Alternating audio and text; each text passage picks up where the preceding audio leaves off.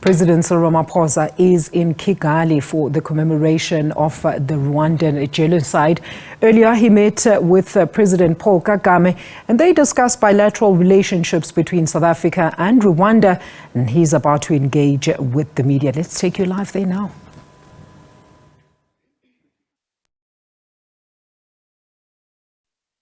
Well, we are coming live from Kigali, Rwanda. We are waiting for President Cyril Ramaphosa, who is going to engage the media in relation to what transpired yesterday. We know that the president met the Rwandan President Paul Kagame. You would recall that I spoke to President Paul Kagame on Thursday, and we spoke about the commemoration 30 years on, where he indicated that Rwanda is working hard to rebuild itself, even complimenting South Africa in relation to the role South Africa played after the Rwandan genocide, where we were able to assist young people, particularly from Rwanda, to get capacity and skills. And when you look at the level of commitment to the professionals here, be it private sector or is it public sector, you can see that indeed what they got, the education, the skills they got in South Africa,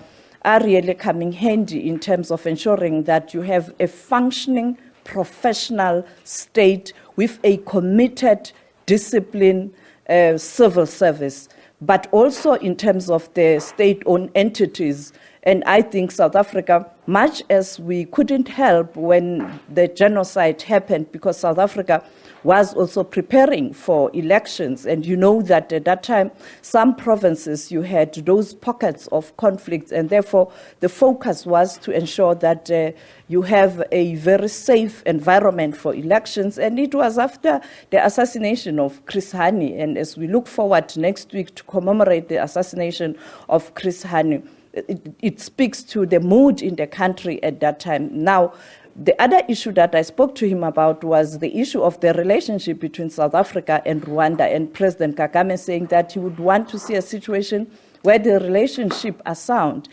pointing out that from 1994 up to 2009, the relations were good, but at some point in time, he doesn't know what happened. But I think we all know what transpired.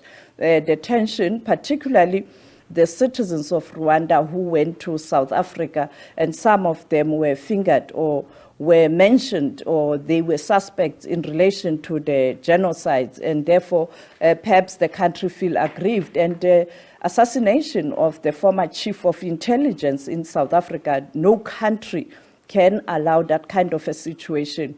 And the other issue is issues of visas, and I think the minister yesterday pointed out that they are addressing that. And when I was here last year, the ambassador, Ambassador Mpatwa, said to me that they are really working hard from the Department of International Relations as diplomats to ensure that the relations are sound. I spoke to the ambassador of Rwanda before I came to Rwanda. He was saying he's looking forward to present his credentials to President Ramaphosa next week so that he can start to work and ensure that the synergy between the two countries.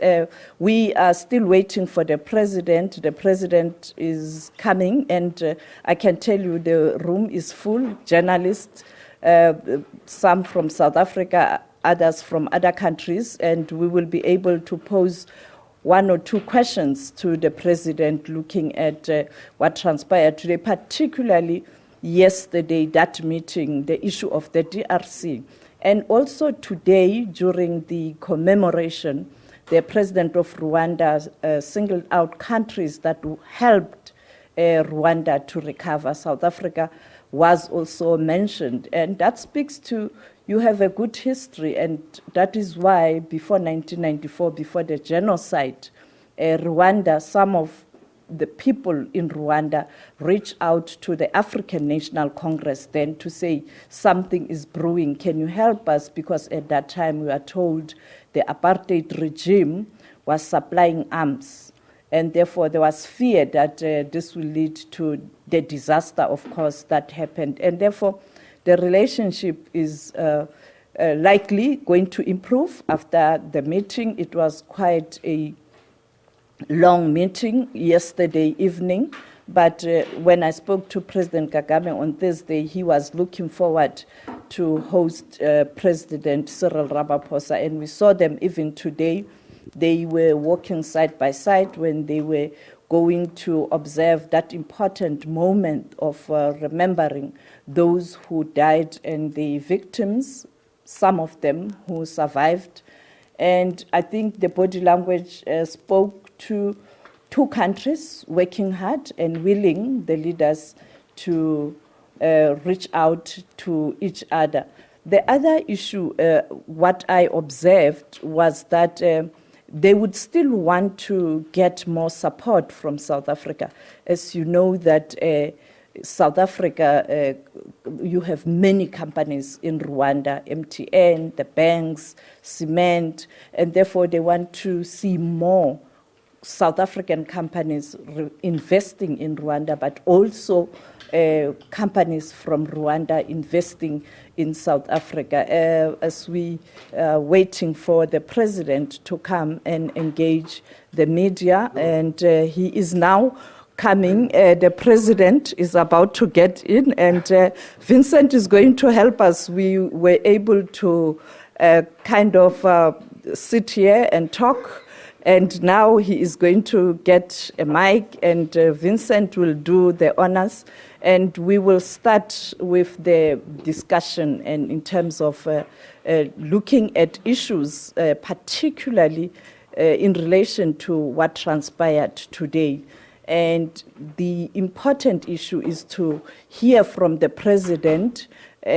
Yesterday, of interest is yesterday, the meeting yesterday, what they discussed with President Paul Kagame. We will soon start with the interview.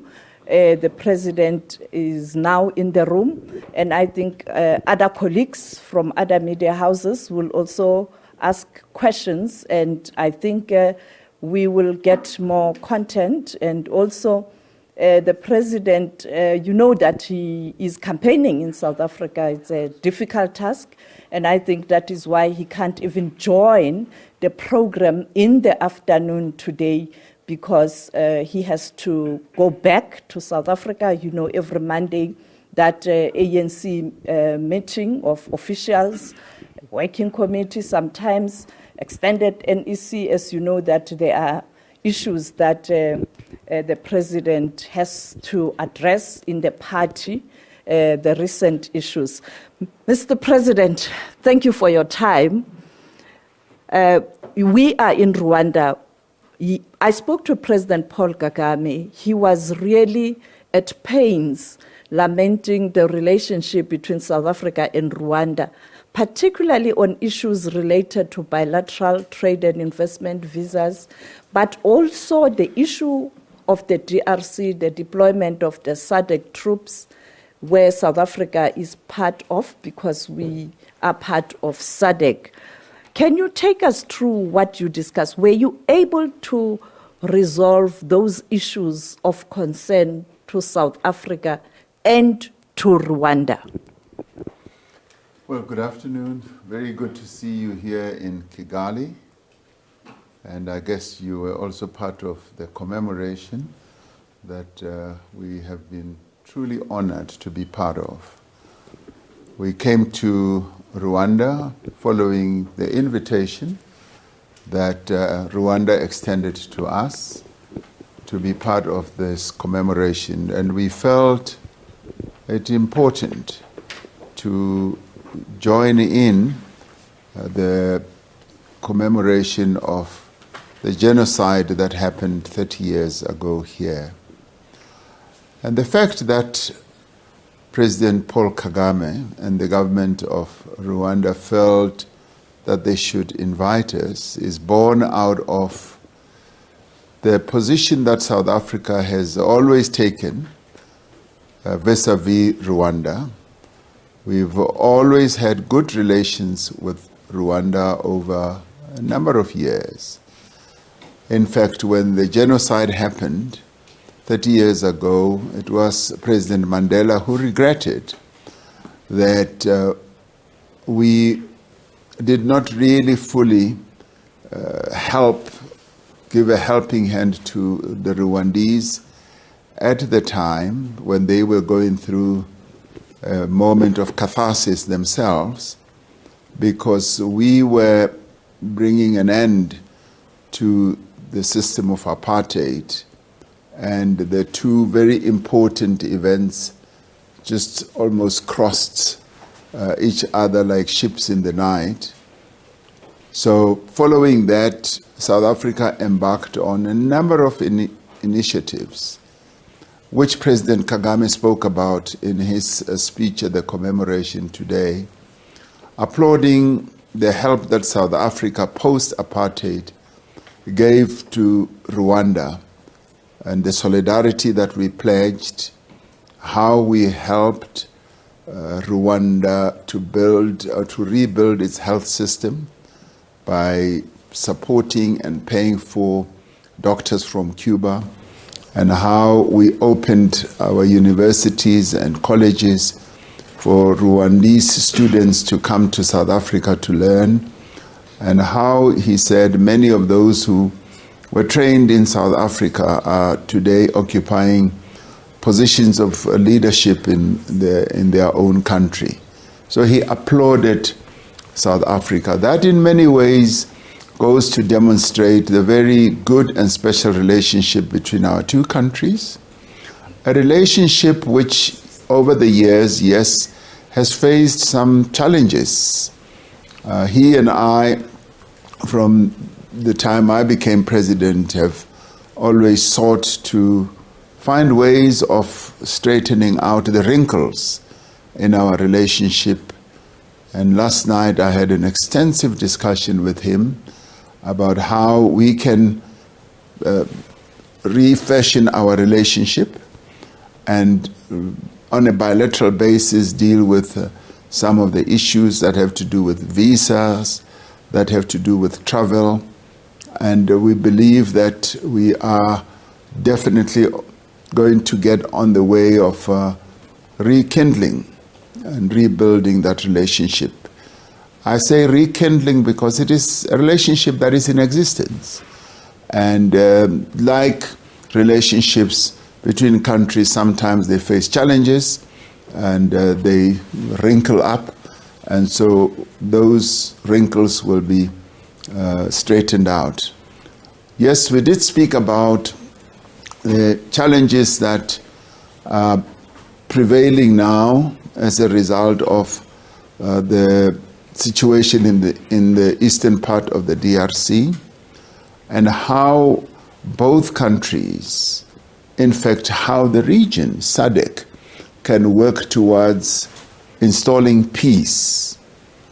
We all agreed that peace was an essential component of fostering the development of this part of the continent, and that in doing so we should bring the conflicts that are happening in the eastern part of the DRC to an end. And also whatever actions that are going on to also destabilize Rwanda through the incursions of the FDLR. So there are a number of forces that operate in this area, and we agreed that a peaceful political solution is the best option to any military action. And beyond discussing with President Kagame, I also had a number of discussions with a number of other leaders. I also had a very good discussion with President Mbeki, who was also attending the commemoration, and we discussed the situation in the Eastern DRC. I went on to have discussions with other leaders from other countries, and all of us in our discussions expressed a very deep yearning for a peaceful political solution to the challenges that are being faced here. So I leave Rwanda with a renewed vigor and intention that we should find a solution that will lead to a political solution to what is prevailing here.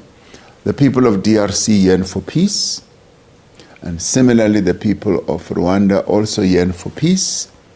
And so therefore, all of us combined, including SADC, should work towards installing peace in this area, so that the conflicts and the violent conflicts, the displacement of people in the DRC and indeed in Rwanda should come to an end, so that there should be peace and silence the guns in this part of our continent. So that is what we are hoping and aiming for. Your Excellency, since the issue with the DRC, there is the Rwanda process and the Nairobi process in place.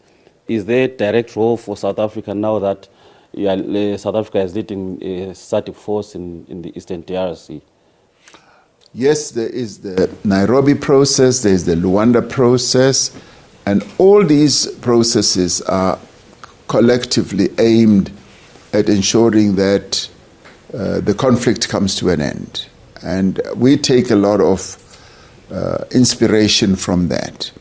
The President Lorenzo of Rwanda, who leads SADC, is firmly involved in the process that was initiated, which is the Rwanda process. So we work under his leadership and his guidance.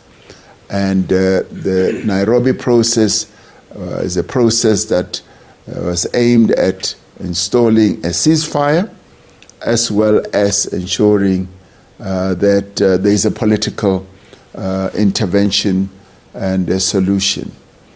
South Africa, therefore, has a role to play as well in supporting all these processes. We are part of SADC, and we therefore play a key role in supporting the two processes. So we will not try to install a process on our own. We will work in tandem with the processes that are underway. We do play an important role in that as members of SADC, we want to see peace. And peace is our calling card. That's what we bring to the whole process. And so therefore, we do not see our role being exclusive. We see it being inclusive of all the other processes that are ongoing. And of course, we have to be talking to all parties. We have to interface and interact with all other parties. And with that, I'm sure that we should be able to find solutions to the conflict. Thanks, Vincent. Mr. President, if you could flesh out some of the details on the discussions you had with Mr. President Kagame on resolving the standoff around the visas. What are the details? By when would you want this resolved? Were there any timelines that you agreed to? President Kagame and I obviously want the various challenges that we face to be resolved as quickly as possible. And so we have not exactly set out a time frame, but as soon as possible, we want this to be resolved, because we want ease of travel for Rwandese to come to South Africa. And we are in the process of dealing with a number of issues as it is now through the regulatory processes. So I would not be able to give a time frame, but all I can say is we want immediately to resolve the challenges that prevail. For South Africa, it's not a good option for us to be at loggerheads with any country on the continent. That is not who we are. We are a country that, because of our foreign policy, should be at peace with all countries in the world, because our remit is a better Africa and a better world. And South Africa should be always committed to having good relations with all countries in the world. And if there are problems and challenges, we must always be on the side of seeking solutions to whatever problems there are. So we are going to resolve these as quickly as possible, because not doing so serves the interests of those who may not want to see good relations between our two countries. So we want good relations. I certainly want to see good relations between South Africa and Rwanda, and indeed all other countries as well. Mr. President, let me say, you were saying that Rwanda is rebuilding itself after 30 years. Let me draw a parallel with South Africa, if it's possible. 30 years after apartheid, the next election, maybe ANC will lose its majority for the first time. This can be a very big change for your country. What's your opinion on that? Well, the two countries have like similarities. Rwanda is rebuilding itself, and it's 30 years that they've been at it, and we have been at it for 30 years, and we've seen tremendous progress. In our own country, the South Africa that we live in today is vastly different from the South Africa that we had in 1994. And we've seen great improvement, great movement forward. We're a country of 62 million people, and many of our people have seen changes in their lives. And like many other countries, we face challenges, a number of challenges that have to be addressed, and we are addressing those challenges. And what I can assure you is that the party that I lead, the African National Congress, is not going to lose its majority on the 29th of May. Many South Africans still love the African National Congress, and indeed I am brimming with confidence that we are going to do well in the elections. So watch this space, my dear friend. Okay, thank you so much, Mr. President. Colleagues, thank you.